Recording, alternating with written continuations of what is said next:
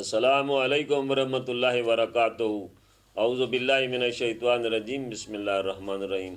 قال اللہ تبارک و تعالی فی القرآن المجید وَإِذَا مَرِضْتُ فَهُوَ يَشْفِينِ، اور جب میں بیمار ہوتا ہوں بس وہ ہے جو شفا دیتا ہے، یعنی ذات الہی ہے، اللہ رب العزت ہے، خداوند متعال ہے جو شفا دیتا ہے۔ تو آج اسی سلسلے میں، شفا کے سلسلے میں آج پھر حکیم محمد ظفر اقبال آج آپ کے سامنے پھر حاضر ہے۔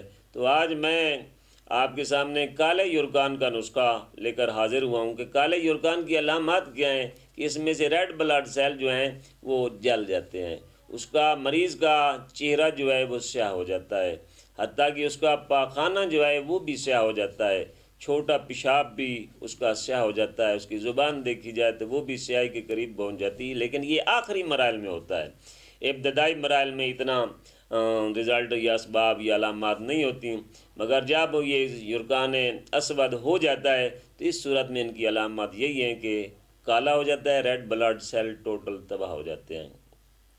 تو اس کے لیے میں آج آپ کے لیے ایک نسخہ، قیمتی نسخہ لے کر آیا ہوں۔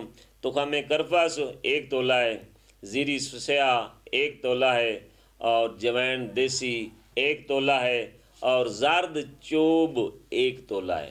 اب یہ تینوں بلکہ چاروں چیزوں کو آپ نے الگ الگ صفوف بنانا ہے، یعنی پہلے کرفس کو، پھر اجوین دیسی کو، پھر زرد چوب کو، اور آخر میں اجوین دیسی کا صفوف بنا کر ان سب مصفوف شدہ چیزوں کو ملا لینا ہے۔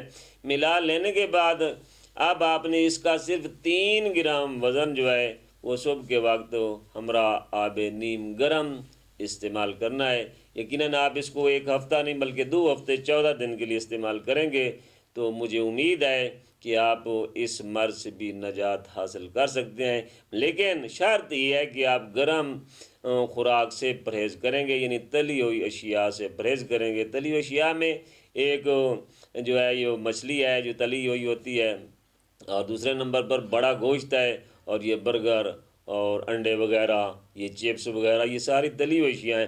ان سے اگر آپ پرہیز کر جائیں تو یقیناً امید ہے کہ آپ اس نسخہ کو استعمال کر کے یقیناً نجات حاصل کر سکتے ہیں اس کالے یرکان سے۔ وما علینا الا البلاغ المبین۔ والسلام علیکم ورحمۃ اللہ وبرکاتہ۔